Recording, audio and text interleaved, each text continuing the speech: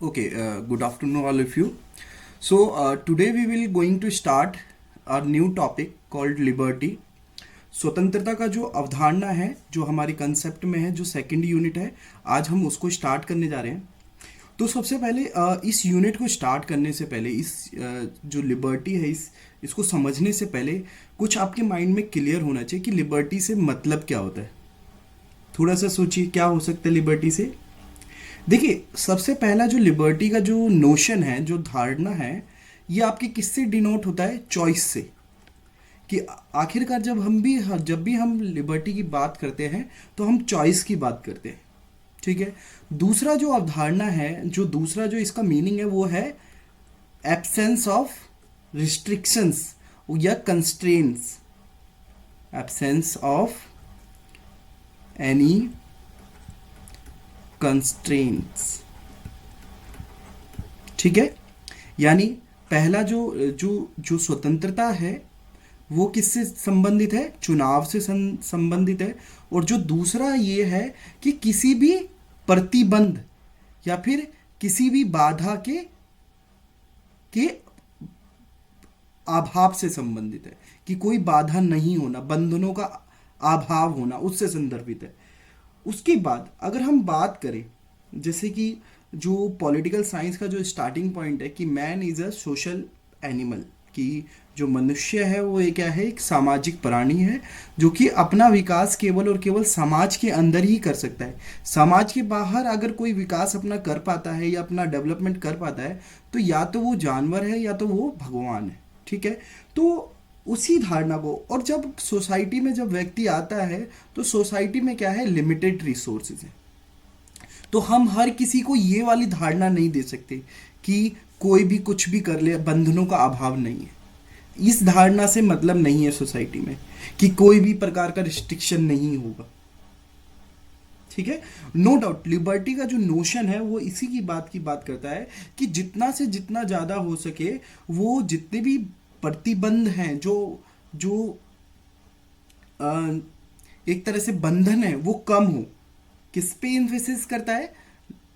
The notion of liberty emphasize on the curtailment of restrictions. वो restrictions कम हो। आपकी खुद की लाइफ भी होगी तो आप सब देखते होंगे परिवार वालों से बार बार आपको पूछना पड़ता है, अपना धारणा वो परमिशन लेना पड़ता है। तो देखिए कि नो डाउट कि लिबर्टी का मतलब होता है कि रिस्ट्रिक्शंस नहीं होना।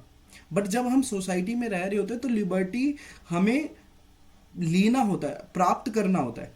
तो यहाँ पे आपको लिबर्टी के और आइडिया को समझने के लिए आप एक एक फ्रीडम के आइडिया को और लिबर्टी के आइडिया को समझिए। Freedom, freedom versus liberty. तो दोनों में डिफरेंस है। लिबर्टी और फ्रीडम में क्या डिफरेंस है? थोड़ा सा सोचिए क्या हो सकता है।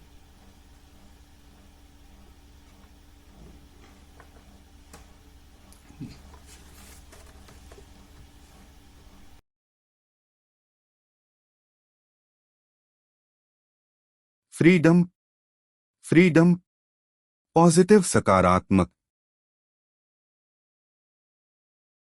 स्पिरिचुअल सेंस में बात करते हैं, स्पिरिचुअल सेंस में बात करते हैं कि स्पिरिट के बारे में हम बात कर रहे हों, या जैसे जब भी हम धार्मिक बोलते हैं कि मोक्ष प्राप्त करना, तो तब हम फ्रीडम का यूज करते हैं। ठीक है। दूसरी तरफ अगर हम बात करें लिबर्टी की, तो लिबर्टी क्या है? एक नेगेटिव कॉन्नोटेशन है। कहाँ जो लिबर्टी है वो क्या है? एक नेगेटिव कॉनोटेशन है, नेगेटिव। दूसरे क्या है? इसके अंदर क्या होता है? हमें किसी से प्राप्त करना होता है। जैसे देखिए, जो इसका हिंदी मीनिंग क्या है? स्वतंत्रता। तो यानी आप, स्व का मतलब हो गया फ्री। ठीक है। किसी तंत्र के अंदर, कि कोई एक एजेंसी है, कोई एक इंस्टीट्यूशन है, उसके अंदर आप स्वतंत्र हैं। एक प्रकार की व्यवस्था है, उसके अंदर आप स्वतंत्र हैं। और यहां पे कोई व्यवस्था नहीं है, एकदम फ्री है, एकदम वाइल्ड वाला। समझ में आ रहा है?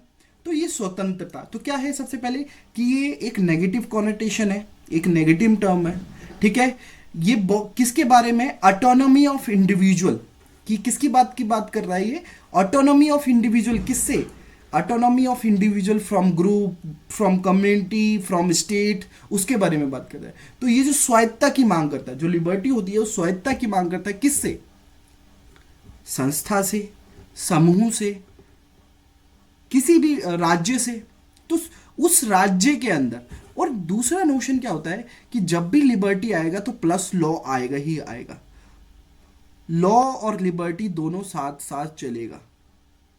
ठीक है, मान लीजिए कोई एक परिस्थिति ऐसी है जहां पे लॉज नहीं है, तो वहां पे लिबर्टी भी नहीं होगा। ठीक है, लिबर्टी और लॉ हमेशा साथ साथ चलेगा, ये आप माइंड में। वहीं पे फ्रीडम देखिए, फ्रीडम उस सेंस में बात नहीं करता है, वो बहुत पॉजिटिव कंसेप्ट है। बात करता है कि हम पार्टिसिपेट करने के लिए फ्री हैं। ठीक है, जैसे आप किसी भी इवेंट में पार्टिसिपेट करना है तो उसमें उसके लिए आप फ्री हैं। तो ये दोनों में अंतर है। तो फ्रीडम और लिबर्टी डिफरेंट है, बट कई बार हम सिनोनिमली हम यूज करते हैं। तो जैसे फ्रीडम के लिए हम आजादी शब्द यूज करते हैं और लिबर्टी के लिए हम स्वतंत्रता, यानी किसी तंत्र के अंदर आप स्वतंत्र हैं। क्लियर हुआ? आप सब अपनी जो मैसेज हैं वो आप लिख सकते हैं, ठीक है, कमेंट बॉक्स में। और अगर हम थोड़ा सा और अगर हम इस पे ध्यान दें, इस लिबर्टी के कॉन्सेप्ट्स पे, तो लिबर्टी का और क्या है? तो सबसे पहले क्या है, ये किसके अपोजिट है? बताओ, थोड़ा सा याद करो, अपोजिट किसके है? ये जो लिबर्टी का जो आइडिया है, अपोजिट किसके है? सब्जुगेशन के ऊपर, कि आप किसी के अधीन ना हो, सब्जुगेट ना हो, किसी का आधिपत्य ना हो, सब्जुगेशन। अपोजिट ऑफ सब्जुगेशन, कोहर्जन, किसी का दबाव ना हो, दबदबा ना हो, तो आप फ्री नहीं है। ठीक है, कोहर्जन। कंट्रोल कह लो, या डोमिनेशन कह लो। तो इन सब की ये अपोजिट है जो लिबर्टी जो है। क्लियर हुआ? तो अब हम बात करते हैं, देखिए, कि स्टेट जो है वो कितना इंटरफेयर करे किसी की लिबर्टी या लाइफ में, कि जो एक गुड लाइफ है, ठीक है, वो व्यक्ति अपना जी पाए, एक अच्छा जीवन निर्वाह कर पाए। तो राज्य को कितना उसके अंदर अपना हस्तक्षेप करना है, इस चीज को हमें समझना है लिबर्टी के आदि से। देखिए, आप सब देखते होंगे कि हर जगह आप सब पार्टिसिपेट नहीं कर पाते। कुछ कुछ चीजें कुछ कुछ लोगों के लिए होती है, हर किसी के लिए नहीं होती है। ठीक है, दूसरा क्या है, देखिए, जो लिबर्टी का जो आइडिया है वो किससे संबंधित है, ये भी समझिए। लिबर्टी, जैसा कि हमने पढ़ा शुरू में देखा कि चॉइस से संबंधित है। दूसरा क्या है, ये प्रोग्रेस से संबंधित है, कि लिबर्टी आपको मिल क्यों रही है? प्रोग्रेस के लिए मिल रही है। ठीक है, जो मेन आइडिया यही है कि चॉइस, प्रोग्रेस, कि लिबर्टी के माध्यम से आप प्रोग्रेस कर सकते हैं, आप एक अच्छा जीवन व्यतीत कर सकते हैं।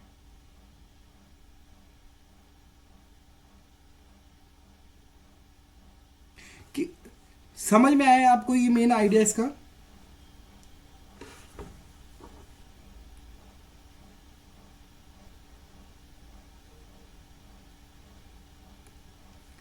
उसके बाद हम बात करते हैं, देखिए ये लिखा हुआ भी है, हम एक दो डेफिनेशन भी देख लेते हैं। बहुत सारे थिंकर्स ने अपना अपना डेफिनेशंस दिया है। जैसे जो स्टार्टिंग पॉइंट है, जो मैंने बताया कि man is a social and political animal, जो सोशल एनिमल है, ठीक है, तो उसे रहना ही पड़ेगा समाज के अंदर, क्योंकि अपना विकास करना है। ठीक है, और ये भी कंपलसरी हो जाता है कि उसको अपनी लिबर्टी को एडजस्ट करना होगा। ये कंपलसरी है कि देखिए, हमारे पास रिसोर्सेज नहीं है कंप्लीट। क्या है हमारे पास? रिसोर्सेज क्या है? स्कैर्स है, संसाधन जो है सीमित है। तो इसलिए हमें अपनी लिबर्टी को एडजस्ट करना होगा दूसरे के साथ। अगर हर कोई व्यक्ति अपना अपना चलाने लगेगा तो उतना हमारे पास रिसोर्सेज भी नहीं है। ठीक है, तो फिर उसके बाद हमें एडजस्ट करना पड़ेगा। ठीक है, regulation of human conduct and behaviour is indispensable in social life. कि ठीक है, जब भी हम सामाजिक जीवन की बात करते हैं तो रेगुलेशन जरूरी हो जाता है मानव के व्यवहार पे स्थापित नियंत्रित करने के लिए।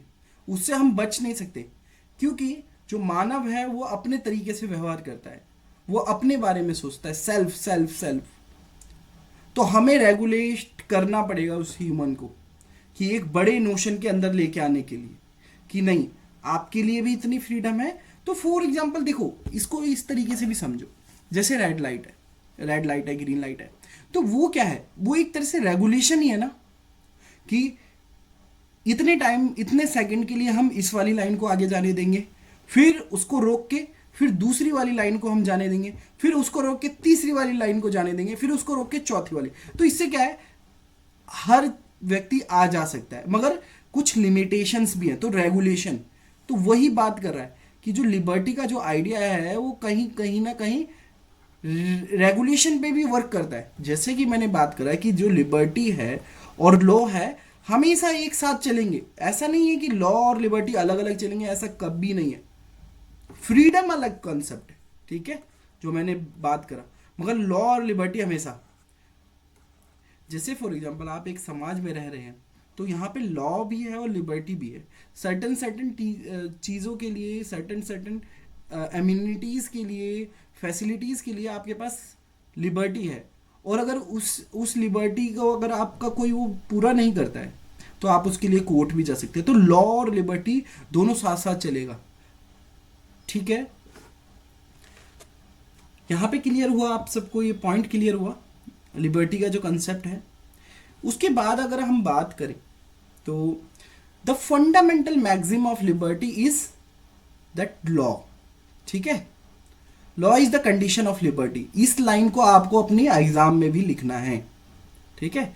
स्वतंत्रता का मूल सिद्धांत यह है कि कानून की स्वतंत्रता की शर्त, ठीक है, कानून स्वतंत्रता की शर्त है, ठीक है। हम बच नहीं सकते, हम चाहेंगे कि एक टाइम पे तो हम चाहेंगे कि हमारे को रोड फ्री मिले और दूसरी टाइम पे चाहेंगे कि रेड लाइट ना हो, ऐसा भी नहीं है, क्योंकि हर किसी का फिर लिबर्टी कोलैप वो कन्फ्लिक्ट हो जाएगा, ठीक है। तो रेगुलेशंस को भी हमें एक्सेप्ट करना पड़ेगा। ये डेफिनेशंस हैं, जैसे जीडीएच कॉल की है, ठीक है, वो क्या बोलते हैं कि प्रत्येक व्यक्ति को अपने व्यक्तित्व से प्रत्येक व्यक्ति को अपने व्यक्तित्व में बाहरी बाधा के बिना व्यक्त करने की स्वतंत्रता। कि कोई भी व्यक्ति है ना, वो अपने आप को व्यक्त कर रहा है, अपनी पर्सनैलिटी को व्यक्त कर रहा है, कोई बाहरी बाधा नहीं है, वो लिबर्टी है, ठीक है। तो जीडीएच कॉल इस तरीके से डिनोट करते हैं लिबर्टी को।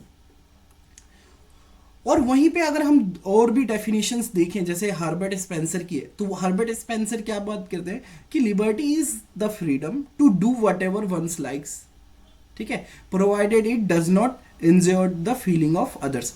देखिए हर्बर्ट स्पेंसर किस तरीके की धारणा लेके आते हैं कि एक व्यक्ति कुछ भी करने के लिए आज़ाद है, मगर शर्त यही है कि वो किसी दूसरे की भावनाओं को आहत ना करे, ठीक है। आप कब आजाद नहीं है, जब आप दूसरे की भावनाओं को अगर आहत कर रहे हैं, तो इसका मतलब आप कहीं ना कहीं दूसरे की लिबर्टी को छीन रहे हैं, दूसरे की स्वतंत्रता छीन रहे हैं, ठीक है। वहीं पे तीसरा अगर हम देखें गांधी जी का, तो गांधी जी किस बारे में बात करते हैं, वो बड़े पॉजिटिव वे में बात करते हैं। क्या बोलते हैं कि liberty does not mean the absence restrain but it lies in the development of liberty. कि देखिए स्वतंत्रता का अर्थ ये नहीं कि बाधाओं की अनुपलब्धि होना या बाधा नहीं होना, बल्कि क्या है कि स्वतंत्रता के विकास में हमें केवल और केवल लिबर्टी को आगे बढ़ाते रहना है, ठीक है। लिबर्टी का जो नोशन है हमें आगे बढ़ाते रहना है, ठीक है। फॉर एग्जाम्पल अगर हम देखें जैसे राइट टू वोट ही देखते हैं, अगर हम देखें संसार में जो वोट डालने का जो अधिकार आया है, तो जैसे इंग्लैंड में देखें तो इंग्लैंड में पहले क्या था, कुछ लोगों के पास था, जैसे पार्लियामेंट के जो कुलीन लोग होते हैं, जो राज परिवार से संबंधित थे, उनके पास था। फिर उनके बाद किनके पास आया, जो जो जो एमपी थे, एमएलए थे, उनके पास आया। फिर उनसे क्या हुआ कि जो आम जनता थी, केवल वो जिनके पास प्रॉपर्टी थी उनके पास वोट आया। फिर ये आम जनता जो भी नागरिक है उनके पास वोट आया। तो इस तरीके से देख रहे हो कि डेवलपमेंट हो रहा है लिबर्टी का, एकदम से हर किसी को नहीं आया। फिर उसके बाद विमेन को आता है, तो बात जो गांधी जी जो बात कर रहे हैं वो डेवलपमेंट ऑफ लिबर्टी की बात कर रहे हैं। लिबर्टी का मतलब ही यही है कि लिबर्टी हमेशा अग्रसर रहे, अग्रसर बढ़ती रहे। अब थोड़ा सा सोचिए कि जो भारतीय जो प्राचीन व्यवस्था है, अगर हम थोड़ा सा देखें जो हमारी जो व्यवस्था है प्राचीन, क्या हमारे पास लिबर्टी का जो आइडिया था, क्या आज भी हमारे समाज में लिबर्टी का आइडिया है? थोड़ा सा क्वेश्चन करिए अपने आप को कि जैसे फॉर एग्जांपल मुझे कुछ करना है तो क्या मेरे पास लिबर्टी है? क्या मेरे को अगर कोई प्रोफेशन चुनना है या फिर जो कोई काम करना है, क्या मेरे पास लिबर्टी है? तो देखो, अगर हम देखें एंशियंट इंडिया में देखें, प्राचीन भारत में देखें, तो देखिए प्राचीन भारत में अगर हम देखें तो ज़्यादातर क्या है कि बहुत सारी चीज़ें डिसाइडेड है। व्यक्ति का जन्म ही डिसाइड कर देता है कि वो क्या काम करेगा, ठीक है। मगर वहीं पे अगर हम दूसरा देखें तो बहुत सारे कॉन्ट्ररी भी हैं। जैसे फॉर एग्जांपल बहुत सारे लोग हैं जो इससे परे होके बात कर रहे हैं। बहुत सारे लोग इस वर्ण व्यवस्था से भी अलग, जैसे फॉर एग्जांपल कि व्यक्ति को भक्ति करने के लिए पूर्ण स्वतंत्रता थी कि वो किस भगवान की आराधना करे, किसकी पूजा करे, उसके लिए वो स्वतंत्र है। तो इस तरीके से हमें समझना पड़ेगा, डे टू डे लाइफ से कनेक्ट करना पड़ेगा कि क्या हमारे पास लिबर्टी था या नहीं था।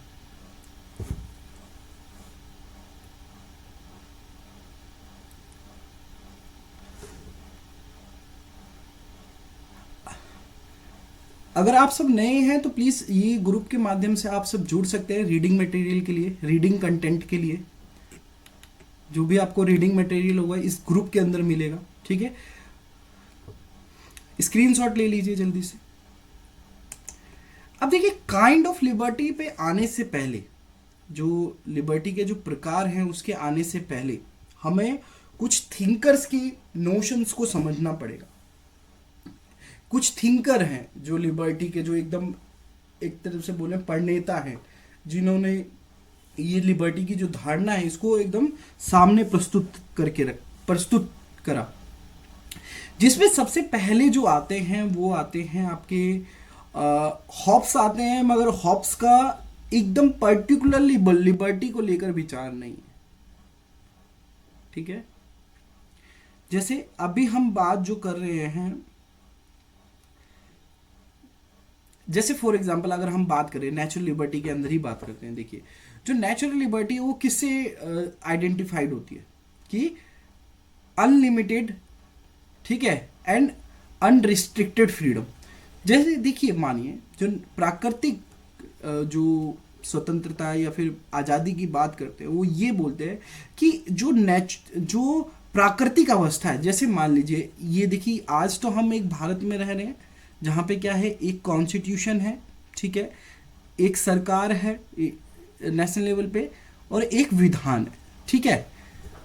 इसी से पहले अगर हम माने थोड़ा सा आज़ादी से पहले, तो हम देखते हैं क्या, यहाँ पे जो प्रिंसली स्टेट है, मतलब रजवाड़े हैं, ठीक है। रजवाड़ों से पहले की क्या व्यवस्था है, ठीक है, और उससे पहले क्या अवस्था है। तो सबसे जो पहली जो अवस्था है मानव विकास में, जिसको बोलते हैं प्राकृतिक अवस्था, यानी नेचुरल स्टेज, प्राकृतिक अवस्था। तो प्राकृतिक अवस्था में है क्या, यहां पे कोई किसी के अधीन नहीं है।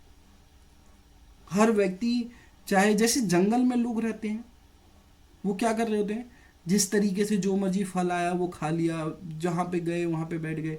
लोग गुफाओं के अंदर रह रहे हैं, कहीं पे भी रह रहे हैं। तो प्राकृतिक अवस्था में क्या है, जो आज़ादी है वो अनलिमिटेड है, जो मर्जी व्यक्ति करे, कोई इशू नहीं है, समझे। तो जो प्राकृतिक जो लिबर्टी का सिद्धांत यही बोलते हैं कि जो प्राकृतिक अवस्था है उसमें हर चीज फ्री है, अनलिमिटेड है, अनरिस्ट्रिक्टेड है।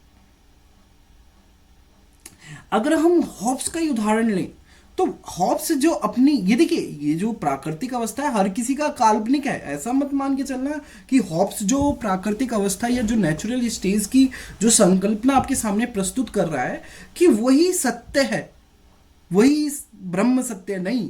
हर कोई थिंकर अपनी परिकल्पना के द्वारा समझाने की कोशिश कर रहा है।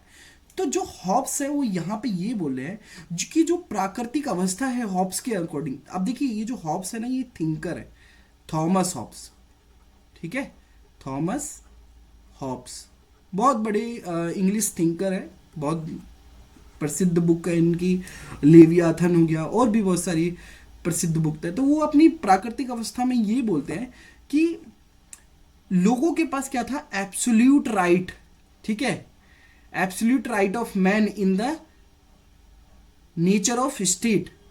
कैसा कैसा था कि राइट टू किल भी था, राइट टू किल। अब जैसे मान लो कि जैसे अगर हम माने थोड़ा प्राकृतिक अवस्था में जाए तो क्या बोला जाता है, जिसकी लाठी उसकी भैंस, है ये नहीं है कि कैसी भी आजादी है वहां पे, हम किसी को भी मार सकते। तो प्राकृतिक अवस्था इस तरीके की है, ठीक है। तो एक तरीके, और उसके बाद जब व्यक्ति इन सोशल लाइफ, जब हम सामाजिक जीवन की बात करते हैं तो कोई भी व्यक्ति ना अपनी प्राकृतिक अवस्था या प्राकृतिक स्वतंत्रता की मांग नहीं करता, उसको किसी ना किसी रूल्स और रेगुलेशन के अंडर आना ही होता है, ठीक है। तो समाज के हम अंदर हम प्राकृतिक अधिकार की मांग नहीं कर सकते। क्लियर हुआ। तो जो हॉब्स है इस तरीके से। एक इंपॉर्टेंट थिंकर और है जो जॉन लॉक है। अब जॉन लॉक जो है, एक सेकेंड में थोड़ा सा दूसरे, अब ये जो जॉन लॉक है, एक सेकेंड,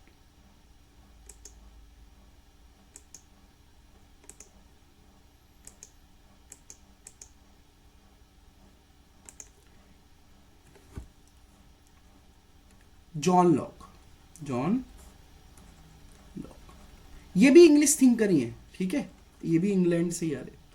अब ये जो अपनी लिबर्टी, इनका लगभग ये मान के चलिए 1632 से 1704, हॉब्स इनसे पहले आते हैं, ठीक है, हॉब्स, ठीक है। अब ये क्या बोलते हैं कि जो इनका जो कंसेप्शन है ना स्वतंत्रता का या लिबर्टी का, वो किस पे आधारित है, liberty is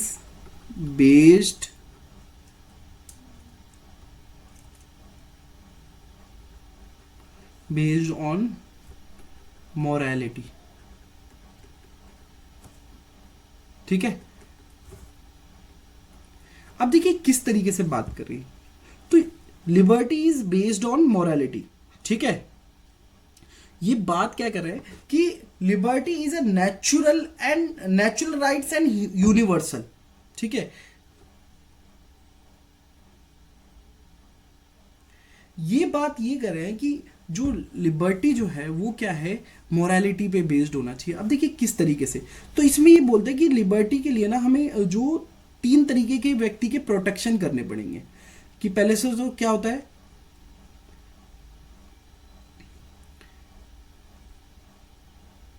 right to liberty needs to be secured along with right to life and property, ठीक है। कि लिबर्टी का जो अधिकार है, जो स्वतंत्रता का अधिकार है, जरूरत है कि उस किसके साथ वो जुड़ा रहेगा, लिबर्टी किसके साथ जुड़ी हुई है आपकी, जो लिबर्टी का जो अधिकार है, राइट टू लिबर्टी, वो किसके साथ जुड़ी हुई है, सबसे पहला जो जुड़ा हुआ है आपके जीवन से जुड़ा हुआ है, राइट टू लाइफ। दूसरा क्या है, राइट टू प्रॉपर्टी। इन तीनों चीजों से जुड़ा हुआ है। अब देखिए कैसे, देखिए मानिए कि जो व्यक्ति का जीवन है, जीवन को प्रोटेक्ट करना है, ठीक है। राइट टू लिबर्टी का मतलब क्या है कि हर व्यक्ति का जीवन एक जैसा है और हर किसी का जीवन मैटर करता है और सभी के जीवन को बचाना जरूरी है, ठीक है। दूसरा, प्रॉपर्टी की किस तरीके से बात करते हैं, प्रॉपर्टी की इस तरीके से बात करते हैं कि मान लीजिए कोई व्यक्ति ए है, ठीक है, और ये कोई जमीन ऐसी ही पड़ी हुई है, ठीक है, जमीन ऐसी पड़ी है। ये व्यक्ति अपनी लेबर के माध्यम से, लेबर या फिर स्किल के माध्यम से इस जमीन को उपजाऊ बनाता है और इस पे कोई फल आते हैं पेड़ पे, ठीक है, पेड़ पे फल आते हैं, जैसे, ठीक है। तो इस पे जो इस व्यक्ति ने अपना लेबर जो दिया है, जो अपना श्रम दिया है, श्रम के बाद इसके पास जितना भी फ्रूट्स आता है, क्योंकि जो व्यक्ति है उसकी लेबर क्या है, वो खुद है, ठीक है। तो इसके बाद जो फ्रूट्स आए ये प्रॉपर्टी हो गई, तो प्रॉपर्टी भी इसकी स्वयं की हो गई है, इससे कोई छीन नहीं सकता है।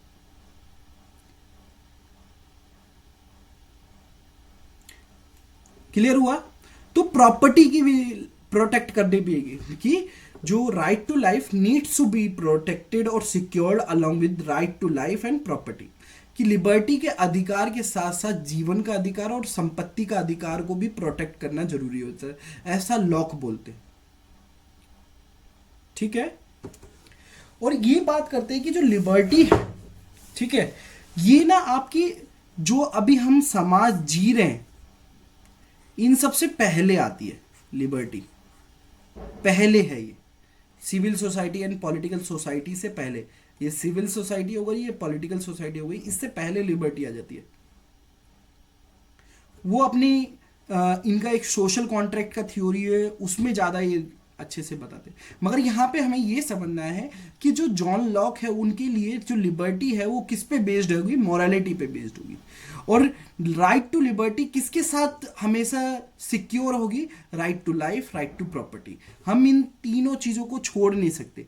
तो सबसे पहले जो होता है राइट टू लिबर्टी, ठीक है, right to life, right to life,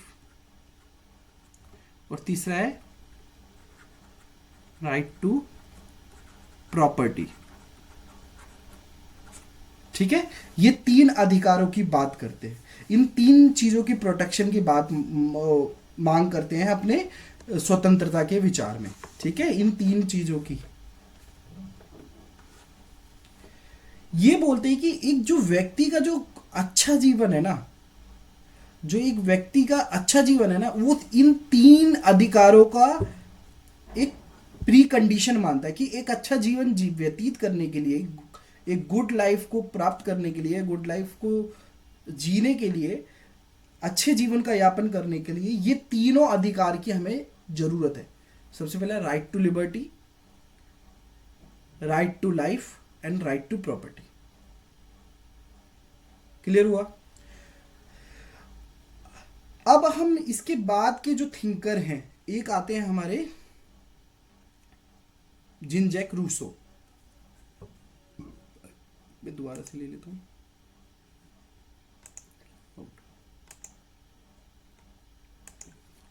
एक आते हैं हमारे रूसो।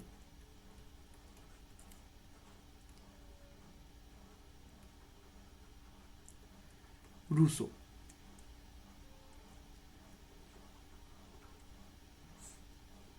ठीक है। अब देखिए, आप सब अगर थोड़ा सा परिचित होंगे, ये इनलाइटनमेंट के जो क्रिटिक करने वाले जो हैं, जो मॉडर्निटी के क्रिटिक करने वाले थिंकर में से एक है। ठीक है, अब ये जो बात करते हैं ये लिबर्टी को ना क्या बोलते हैं, ये क्या है, liberty is a collective goal of individual to be realised in the society. कि जो लिबर्टी है इनके अनुसार, जो स्वतंत्रता है वो क्या है, कलेक्टिव गोल है, कलेक्टिव गोल यानी सामूहिक लक्ष्य है। कैसे कि ये बात करते हैं अपनी वही प्राकृतिक अवस्था के माध्यम से बतानी है।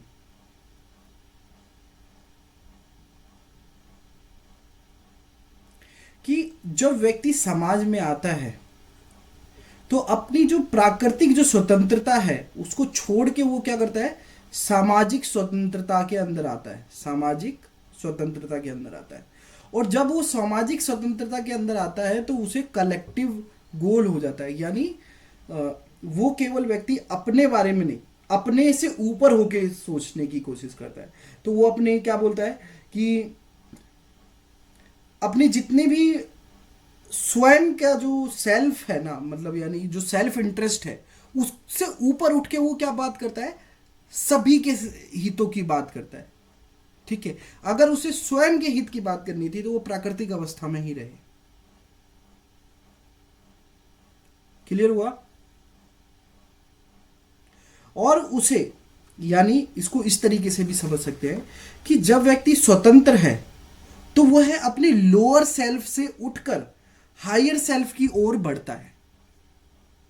ठीक है, जब आप स्वतंत्र होगे तो आप अपनी जो छोटी वाली इच्छा है उससे उठकर आप सर्व कल्याण की बात करेंगे, मानव कल्याण की बात करेंगे। और इसमें जो आइडिया जो इनका होता, जो इंपॉर्टेंट वो जो कंसेप्ट देते हैं वो जर्नल विल का देते हैं। जर्नल विल ये कंसेप्ट है, इनको इस तरीके से भी लिखते हैं, सामान्य इच्छा भी बोल सकते हैं, सामान्य इच्छा। ठीक है, कैसे, अब देखिए इसको समझिए कैसे है। कि इन्होंने बोला कि देखिए एक तो इनकी प्राकृतिक अवस्था का सिद्धांत है। प्राकृतिक अवस्था क्या है कि एक प्राकृतिक जो अवस्था है, जैसे कि मैंने अभी बताया कि प्राकृतिक अवस्था किसी भी हर थिंकर की अलग अलग है, तो ये बोले कि प्राकृतिक अवस्था में हर व्यक्ति अपनी अपनी जगहों पे रह रहा है, कोई गुफाओं में रह रहा है, कहीं पे भी रह रहा है, कैसी भी परिस्थिति में रह रहा है। तो क्या होता है कि प्राकृतिक अवस्था में कोई एक नेचुरल क्लैमिटी आ जाती है, या भूकंप आ जाता है, या फिर कुछ भी आ जाता है, या फिर कोई भी प्राकृतिक आपदा होती है, तो सब व्यक्ति अपनी अपनी स्पेस से निकलकर एक जगह पे, एक जो खाली लैंड है वहां पे आते हैं। जैसे कि फॉर एग्जांपल आप सब भी देखते होंगे दिल्ली अली में जब भूकंप आता है तो क्या होता है कि सभी लोग अपने अपने घर से निकल के क्या करते हैं, एक बाहर वाले एरिया में आ जाते हैं जहाँ पे कुछ ना हो, ऊपर कुछ ना हो, एक एक स्पेस में आ जाते हैं। तो सेम ये भी बोलते हैं कि ये जो प्राकृतिक अवस्था में क्या हुआ होगा कि कोई प्राकृतिक आपदा आ गई होगी। ठीक है, तो क्या हुआ, सारे लोग एक जगह सामने आए। ठीक है, सामने आए तो देखा कि ये हम जैसे एक जैसे दिखने वाले हैं। तो इन्होंने फिर बोला कि नहीं, हम क्या करते हैं, अपने बचाव के लिए हम एक समाज का निर्माण करते हैं। ठीक है, तो यहाँ पे लैंग्वेज भी निकल के आता है, क्योंकि जब व्यक्ति अकेले रहता है तो उसे लैंग्वेज की जरूरत नहीं है, तो जब वो समाज में आता है तो लैंग्वेज भी डेवलप हुआ। तो इस तरीके की, जब इन्होंने बोला क्या कि जब व्यक्ति प्राकृतिक अवस्था में रहता था तो उसके पास क्या थी, प्राकृतिक अधिकार और प्राकृतिक स्वतंत्रता थी, या प्राकृतिक आज़ादी थी। जब वो इस समाज में आ जाता है, जब वो सोशल कॉन्ट्रैक्ट कर लेता है, तो उसे क्या करना पड़ता है कि जितनी भी उसकी प्राकृतिक आज़ादी थी, जो प्राकृतिक उसकी स्वतंत्रता थी, वह उससे उठकर क्या करता है कि समाज में आ जाता है। सामाजिक स्वतंत्रता अब उसे मिलती है। ठीक है, सामाजिक स्वतंत्रता उसे मिलती है, तो उसे अब व्यक्ति जो है वो अपने बारे में ज़्यादा बात नहीं कर, केवल सेल्फ की बारे में नहीं बात कर सकता, उसे हर किसी का आगे रख के बात करना पड़ता है। तो जैसे ये जो रूसो हैं वो बोलते हैं कि हर व्यक्ति के अंदर दो प्रकार की इच्छा होती है। एक होती है जिसको वो बोलते हैं, एक तो होती है एक्चुअल विल, और एक होता है रियल विल। हर व्यक्ति के अंदर क्या होती है, दो इच्छाएं होती है। जैसे योग के अंदर भी, अगर आपने योग भी सुना होगा ना, तो योग में भी बोलते हैं कि आपका जो लोअर सेल्फ है ना और हायर सेल्फ है, उन दोनों को मिलाना ही योग होता है। ठीक है, तो सेम भी ये जो रूसो हैं ये भी बोलते हैं कि एक्चुअल विल और रियल विल का कंसेप्ट है। तो ये बोलते हैं कि हर व्यक्ति ना समाज में केवल एक्चुअल विल से नहीं चल सकता है, कि मतलब कोई भी चीज़ हो तो केवल अपने अपने लाभ के नहीं, ऐसे विल, ऐसी इच्छाओं को हमेशा ऊपर रखा जाएगा जो व्यक्ति अपने से उठकर समाज के बारे में। तो ये जितने भी लोग हैं, उनकी जो ऊंची इच्छा है, बड़े दिल वाले जो लोग हैं, ठीक है, जो उनकी ऊंची सोच है, उन सभी लोगों की ऊंची सोच को एक जब इकट्ठा कर देंगे तो वो क्या बनेगा, जर्नल विल बनेगा। जर्नल विल, ठीक है, जर्नल विल क्या है कि सभी लोगों की रियल विल का जोड़ है। ठीक है, तो इस तरीके की बात करते हैं रूसो। लिबर्टी क्या है, कलेक्टिव गोल है, क्योंकि देखो यहां पे जर्नल विल का कैसे आइडिया क्रिएट हुआ। ठीक है, तो दूसरे थिंकर हमारे ये हो गए। अब जो तीसरे थिंकर हैं लिबर्टी के अंदर, हम तीसरे थिंकर को देखें तो आप सबने एक जॉन स्टुअर्ट मिल का नाम सुना होगा, JS मिल। तो एक बार दोबारा से रिकैप करें, जो जॉन लॉक है वो क्या बोल रहे हैं, लिबर्टी किस पे बेस्ड है, मोरालिटी पे बेस्ड है। और जो रूसो हैं वो बोल रहे हैं लिबर्टी किस पे बेस्ड है, कलेक्टिव गोल्स के ऊपर बेस्ड है। और ये जो बात कर रहे हैं लिबर्टी की, जेएस मिल बोलते हैं कि जो लिबर्टी है ना, लिबर्टी का मतलब क्या हुआ है, protection of individual liberty from state's interference. क्या, protection of protection of individual liberty from, state भी रख लो और सोसाइटी भी लिख लो, स्टेट एंड सोसाइटी, ठीक है, किसी भी प्रकार का सोशल इंटरफेरेंस ना हो, ठीक है। ये बात करते हैं कि देखिए एक व्यक्ति की जो व्यक्तित्वता है ना, जो उसका सेल्फ है, उसकी डेवलपमेंट के लिए ना लिबर्टी बहुत इंपॉर्टेंट हो जाती है, बहुत इंपॉर्टेंट।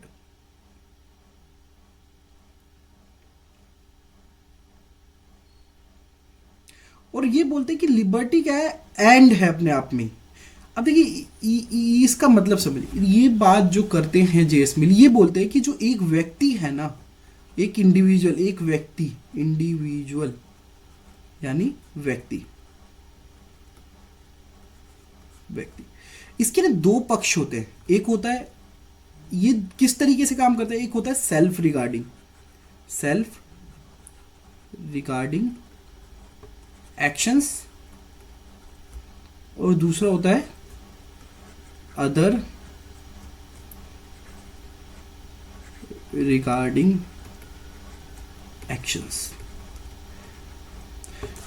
तो यहां पे एक चीज ये देखिए, जो जेएस मिल का कंसेप्ट है वो लिबर्टी का, वो क्या है, protection of individual liberty from state. तो एक तरह से ये नॉन इंटरफेरेंस की बात करते हैं, नॉन इंटरफेरेंस, कि कोई भी हस्तक्षेप की बात है, नॉन इंटरफेरेंस, ठीक है, इंटरफेरेंस की बात करते हैं, ठीक है। अब ये देखिए किस तरीके से बोले, ये कह रहे हैं कि जो एक व्यक्ति होता है ना, उसके दो पक्ष होते हैं।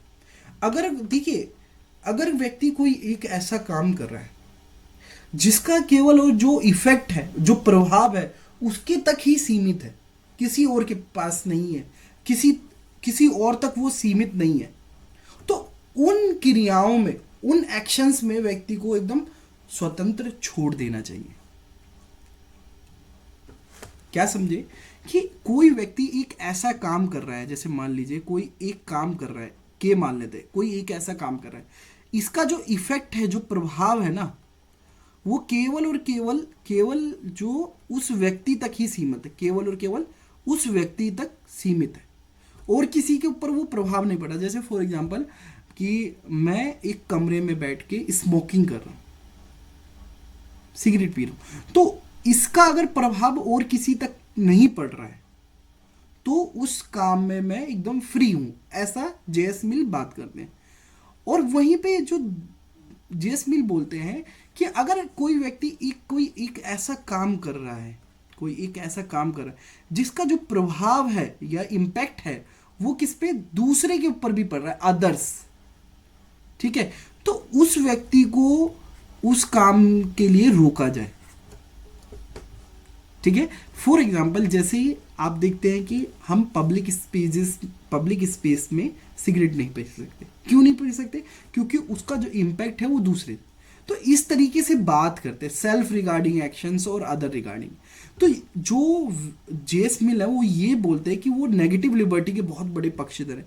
वो बोलते हैं कि ऐसे ऐसी क्रियाएं जिसमें व्यक्ति के ऊपर ही उसका प्रभाव होगा, उसको एकदम फ्री छोड़ दो, उसमें किसी भी तरीके का आप हस्तक्षेप मत करो।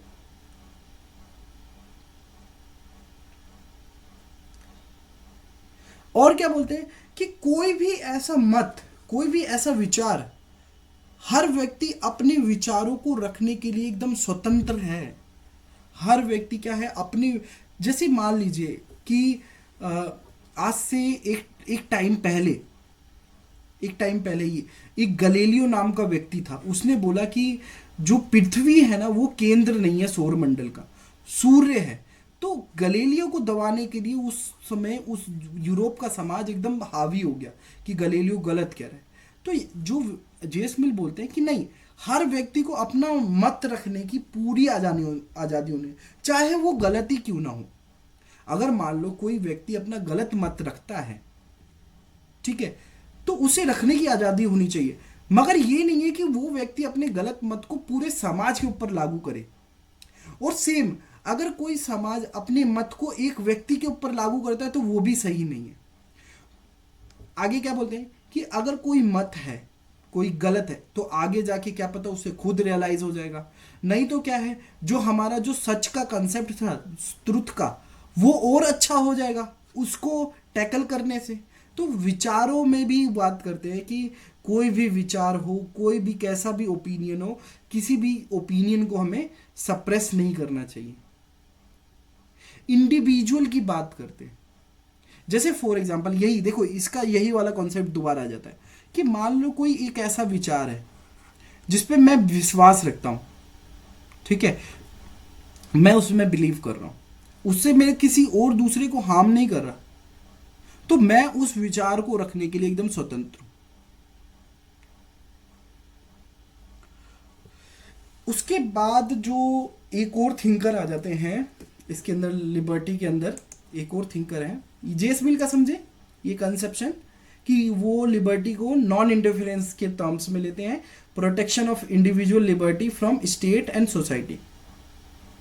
ठीक है, उनका एक बचपन का कहानी भी है जेस मिल का, अगर आप कभी आप पढ़ेंगे तो क्या है, मैं थोड़ा सा बता देता हूँ कि जेस मिल जो है ना, ये बहुत अच्छे मतलब एक बहुत समृद्ध परिवार में, एक मतलब बोले एक वेल्थी फैमिली में इनका जन्म होता है।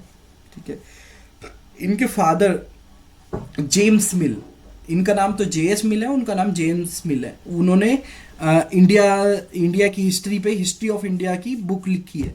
बहुत बड़े व्यक्ति थे उस टाइम के, ईस्ट इंडिया कंपनी से भी जुड़े रहे हैं शायद। तो उन्होंने जेएस मिल का स्कूलिंग नहीं कभी कराया, तो ये कभी स्कूल में नहीं गए। इनको जितना भी पढ़ाना लिखाना वो सारा घर पे हुआ है, A to Z। इनको कहीं पे भी बाहर खेलने नहीं जाते थे, तो इन्हों मगर शुरू में ये क्या था, पढ़ लिख के एकदम 16 या 11 वर्ष की उम्र में इनको यूनान की भाषा, यूनान का ज्ञान, फिलॉसफी इतना सारा आ गया। मगर एक टाइम पे जाके ये पता नहीं 20 या 21 साल के पास जाके ये एकदम जीवन इनका डिप्रेशन में चला जाता है, क्योंकि इनके पास फ्रेंड्स नहीं थे, कोई भी नहीं थे, कैसा भी नहीं था। तो फिर एक महिला से शायद मुलाकात होती है, नाम याद नहीं है, तो वो इनको उस डिप्रेशन से लेके आए। तो उनके उसके बाद इन्होंने एक लेख लिखा ऑन लिबर्टी, ऑन लिबर्टी, बहुत फेमस लेख है लिबर्टी। ठीक है, इसमें तो इसी में ये अपने जो स्वतंत्रता का सिद्धांत यही देते हैं, ये बोलते हैं कि जैसे इनके फादर ने इनको कंट्रोल कर रखा था ना हर चीज के ऊपर, तो वही बोलते हैं, वही छुपे शब्दों में यही बोलते हैं कि एक समाज को एक व्यक्ति के इतनी ज्यादा हस्तक्षेप नहीं करना चाहिए। ठीक है, तो इसीलिए बोलते हैं वो सेल्फ रिगार्डिंग एक्शन में कि वो एकदम फ्री होना चाहिए। व्यक्ति जो स्वयं परक क्रियाएं हैं, इसको लिख सकते हैं स्वयं परक क्रियाएं और अन्य परक क्रियाएं, इन सब में स्वयं प्रक्रियाओं में एक व्यक्ति एकदम पूर्ण रूप से आजाद होना चाहिए, इस पे किसी भी तरीके का बंधन नहीं होना चाहिए। ठीक है, जो नेक्स्ट थिंकर है हमारे वो है कार्ल मार्क्स। कार्ल मार्क्स, अब देखिए कार्ल मार्क्स को समझने के लिए आपको ये टाइम पीरियड समझना होगा। देखिए कार्ल मार्क्स किस समय आ रहे हैं, ये कॉन्टेक्स्ट अगर हम देखें, कॉन्टेक्स्ट, तो यहाँ पे देखिए जो पूंजीवाद है, पूंजीवाद यानी कैपिटलिज्म, वो एकदम अग्रसर है, एक नया समाज आ रहा है, पूंजीवादी समाज आ रहा है, तो वहां पूंजीवादी समाज आ रहा है, वहां पे ये बात करें। तो ये बात करें कि जब व्यक्ति अपने आप को एक्सप्रेस करने में असमर्थ होता है तो वो क्या है, अनफ्री है। अगर मान लो अगर मुझे अपने आप को एक्सप्रेस करना है और अगर मैं वो एक्सप्रेस नहीं कर पा रहा हूं तो मैं क्या हूं, फ्री नहीं हूं। तो ये बोल रहे हैं कि ये जो पूंजीवादी समाज है, ये जो कैपिटलिस्ट सोसाइटी है ना, इसने व्यक्ति इंडिविजुअल को क्या करा है, इनेबल कर दिया है। ठीक है, किसके लिए, वन सेल्फ एक्सप्रेशन के लिए।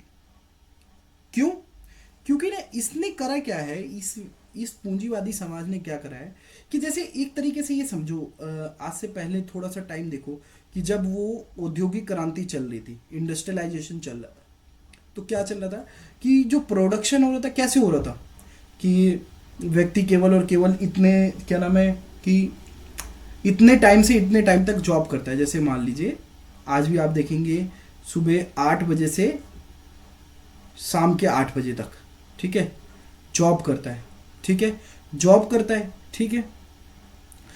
अच्छा, और क्या कर रहा है कि 12 घंटे जॉब कर रहा है, ठीक है। तो एक तरह से अपनी फैमिली से भी दूर हो गया ये, अपने आ- आसपास वातावरण से भी दूर हो गया है। इसी को समझिए कैसे, जैसे एक व्यक्ति जो है सबसे पहले वो क्या बना रहा है, उत्पाद यानी प्रोडक्ट। क्योंकि पूंजीवादी समाज में क्या है, प्रोडक्शन। पूंजीवादी समाज में क्या है कि हर चीज़ ना छोटी छोटी स्तर पे बन रही है। कि मतलब आप जैसे मोबाइल बन रहा है तो मोबाइल का बैक कवर कोई और बना रहा है, कैमरा कहीं और से आ रहा है, असेंबल कहीं और हो रहा है, छोटा छोटा सामान। तो जो व्यक्ति जो चीज़ बना रहा है उसको खुद भी नहीं पता है। तो सबसे पहले क्या होता है कि जो व्यक्ति क्या है अपने उत्पाद से अलग हो जाता है, उत्पाद से अलग हो गया। कि जो उसे जो चीज़ वो बना रहा है, अब मान लो कि जैसे कोई चीज़ मैं बना रहा हूँ और जब मैं उसको देखूंगा तो मुझे एक अलग से एक फीलिंग आएगा ना कि हाँ मैंने इसे बनाया। बट वो इतना छोटे छोटे लेवल पे बना रहा है, इतनी इतनी इस तरीके से बना रहा है कि वो अलग हो चुका है। वो जानता भी नहीं है कि इसमें मैंने क्या बनाया है, ठीक है। दूसरा जो व्यक्ति वो बोल रहा है कि एक जो नेचर है, हर व्यक्ति जो है वो क्या है, पर्यावरण अपने आसपास नेचर से बहुत ज़्यादा प्यार करता है। आप सब देखते होंगे कि अभी भी सिटी लाइफ में भी देखोगे हर कोई गमले लगाता है अपने आसपास। क्यों लगाता है कि हर कोई व्यक्ति कनेक्ट करने की कोशिश करता है पर्यावरण से। तो दूसरा क्या है, वो पर्यावरण से भी अलग हो जाता है, ठीक है, पर्यावरण से भी अलग हो जाए। किससे होता है, एलिनेट फ्रॉम प्रोडक्ट, दूसरा इन्वायरमेंट, और जो तीसरा है वो ह्यूमन नेचर से कनेक्ट हो जाता है, डिस्कनेक्ट हो जाता है। कि जैसे मान लो जो व्यक्ति होते हैं, व्यक्ति क्या करते हैं, आपस में बात करते हैं। जब व्यक्ति काम कर रहा होता है उसका इस तरीके से डिजाइन करा होता है पूंजीवादी व्यवस्था ने कि वो दूसरे से बात नहीं कर सकता, वो केवल और केवल अपने उत्पाद में ही लगा रहेगा। अगर वो कहीं पे बात करेगा, कहीं पे कुछ करेगा तो उसका जो काम है वो हट जाएगा, ठीक है। तो क्या है, ह्यूमन से अलग हो जाता है। जो जो कब जुड़ता है, केवल लंच के टाइम पे या फिर वैसे। तो ह्यूमन से अलग हो जाना, अपने पीयर्स से अलग हो जाना, ठीक है। और जो चौथा है, जो इंडिविजुअल किससे अलग हो जाता है, अपनी जो उत्पादक क्रिया है उससे अलग हो जाता है, प्रोडक्शन एक्टिविटीज से अलग हो जाता है। तो ये बोलते हैं कि ये जो चार तरीके की जो आए हैं ना, प्रोडक्शन एक्टिविटी लिख देता हूँ, प्रोडक्शन एक्टिविटी, इन सब से क्या हुआ है, अनफ्रीडम आया कि व्यक्ति अपने आप को एक्सप्रेस नहीं कर पाया, ठीक है। तो कार्ल मार्क्स इस तरीके से बात करते हैं कि ये जो पूंजीवादी व्यवस्था है इसने क्या करा है, जो सेल्फ एक्सप्रेशन है उसको खत्म कर दिया। तो देखिए किस तरीके से ये लिखते हैं, enabling inability of self expression of workers or laborers under the capitalism or capitalist mode of production where socio-economic condition of unfreedom make a mockery of legal and political freedom promised in a free market capitalist society, ठीक है। एक तरह से हंसी का बात, एक मौकरी है कि जो हमें बोलता है ना क्या पूंजीवादी समाज, कि हम इसके अंदर आपको क्या देंगे, सोशियो क्या नाम है, आपको लीगल लीगल फ्रीडम देंगे, पॉलिटिकल फ्रीडम देंगे। उस सब का एक मौकरी है, क्योंकि व्यक्ति तो आज़ाद है ही नहीं, वो तो वो स्वतंत्र है ही नहीं इस व्यवस्था के अंदर। कि उस व्यवस्था ने वो उत्पाद बना रहा है उससे अलग कर दिया, पर्यावरण से अलग कर दिया, उसके ह्यूमन जो आसपास के लोग थे उससे अलग कर दिया, उसकी जो बनाने की जो क्रिया थी उससे अलग कर दिया। तो कैसे व्यक्ति स्वतंत्र है, समझ में आया आप सबको। तो ये जो चार थिंकर हैं इन्होंने अपने अपने तरीके से लिबर्टी की धारणा को प्रस्तुत करा है।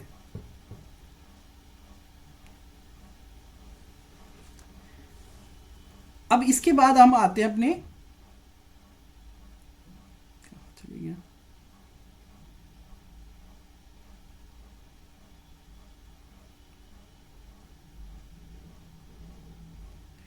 अब इसके बाद आते हैं हम टाइप ऑफ लिबर्टी पे। ये जो हम थिंकर्स के बारे में बात कर रहे थे, थिंकर्स क्या क्या बोलते हैं, अब हम बात करते हैं टाइप ऑफ लिबर्टी या सॉरी काइंड्स ऑफ लिबर्टी, प्रकार जो स्वतंत्रता है वो कितने प्रकार की है। तो सबसे पहले नेचुरल लिबर्टी हमने पढ़ लिया कि नेचुरल लिबर्टी किस तरीके से वर्क करती है, ठीक है। उसके बाद हम बात करते हैं सिविल लिबर्टीज की। सिविल लिबर्टी क्या है? Civil liberty implies freedom enjoyed by peoples in a society. देखिए सिविल लिबर्टी कहाँ है? जो सोसाइटी के अंदर है, जो सिविल सोसाइटी है, एक समाज के अंदर ही आप सिविल लिबर्टी को इंजॉय कर सकते हैं। आगे क्या लिखा है? Civil liberty is created by the civil rights guaranteed by states. तो स्टेट के माध्यम से आपको सिविल राइट्स मिलते हैं। जितने आपको सिविल राइट्स मिलेंगे उतनी सिविल लिबर्टी मिलेगी।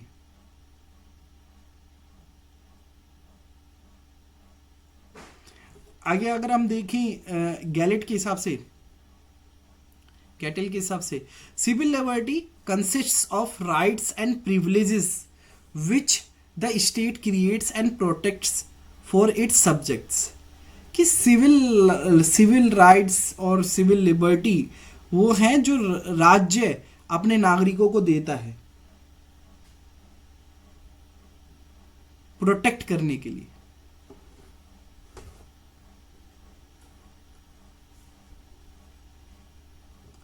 उसके बाद हम बात करते हैं पॉलिटिकल राइट्स की, पॉलिटिकल लिबर्टी की।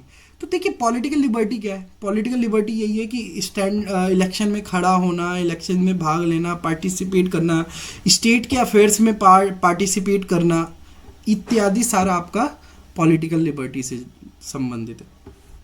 तो क्या है?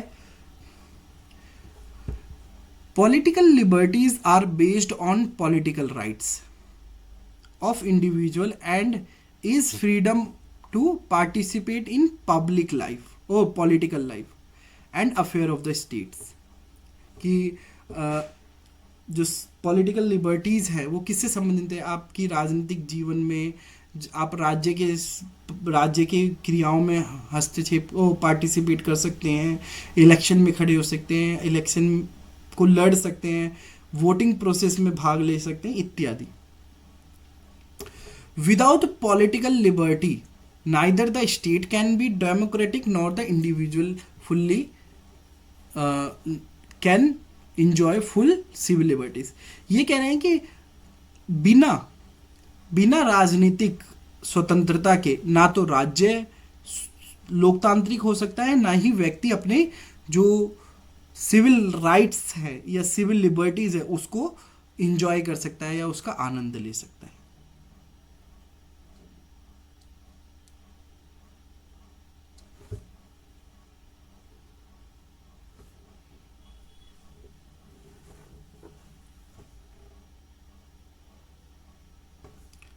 उसके बाद हम बात करें इकोनॉमिक लिबर्टी की। इकोनॉमिक लिबर्टी क्या होती है? कि आप इकोनॉमिक अर्थव्यवस्था में आप अपने कार्य को करने के लिए, अर्थव्यवस्था में पार्टिसिपेट करने के लिए एकदम फ्री हैं। Economic liberty implies that basic necessities of life should be assured in everyone. कि ये तो यह है कि भाग लेना। दूसरा क्या है कि कुछ जो व्यक्ति की जो बेसिक ज़रूरतें होती हैं, कुछ आधारभूत ज़रूरतें होती हैं, उन सबको पूरा होना या उन सब को पूरा करने के लिए समर्थ होना। और क्या है? It means absence of economic disparities, exploitation, insecurity, unemployment, starvation, ये सब की ना हो, अनुपस्थिति होना। कि आर्थिक असमानता ज़्यादा ना हो, आर्थिक शोषण ज़्यादा ना हो, आर्थिक असुरक्षा ना हो, व्यक्तियों के पास काम ना हो, इन सब के अभाव, ये सब नहीं हो, इन सब का एब्सेंस होना चाहिए। आगे एक इंपॉर्टेंट लाइन और है कि economic liberty is said to be the mother of all liberties. ये लाइन आपको अपने एग्जाम में भी लिख देनी है अगर आपको याद रहे तो।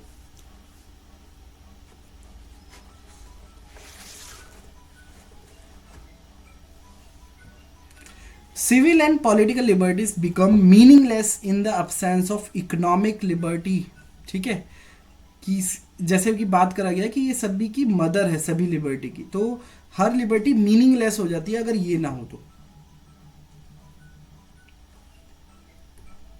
मॉरल लिबर्टी क्या है? Moral liberty implies the right of individual to act according to his conscience. It means that freedom of individual to act being rational. कि जो मॉरल लिबर्टी क्या मांग करती है या उसका क्या अर्थ है कि जो व्यक्ति है वो अपनी तार्किक क्षमता के आधार पे अपने कार्य को पूरा करे या उस तरीके से व्यवहार करे। ये क्या करता है, एक अपॉर्चुनिटी देती है अपने आप को डेवलप करने के लिए, अपनी पर्सनैलिटी को डेवलप करने के लिए। ठीक है, तो मॉरल लिबर्टी हमें मिलती है, प्राप्त होती है कहाँ से? स्टेट के थ्रू ही मिलती है। जब हम कॉन्ट्रैक्ट में आते हैं तभी हमें मॉरल लिबर्टी ही मिल प्राप्त होती है। In totalitarian state people are expected to act according to the orders of the government. ठीक है, जो टोटलिटेरियन जो गवर्नमेंट होती है उसमें क्या होता है, जो भी लोग होते हैं वो क्या करते हैं, राज्य के अधीन काम करते हैं, राज्य के जो जो राज्य कहता है वो करते हैं। अगर उनको कुछ ठीक नहीं भी लगता है तो भी उनको वो कार्य करना पड़ता है। तो व्यक्ति ना अपने कंसाइन के हिसाब से काम नहीं कर सकता। इनर जो कंसाइन है टोटलिटेरियन रिजीम्स में,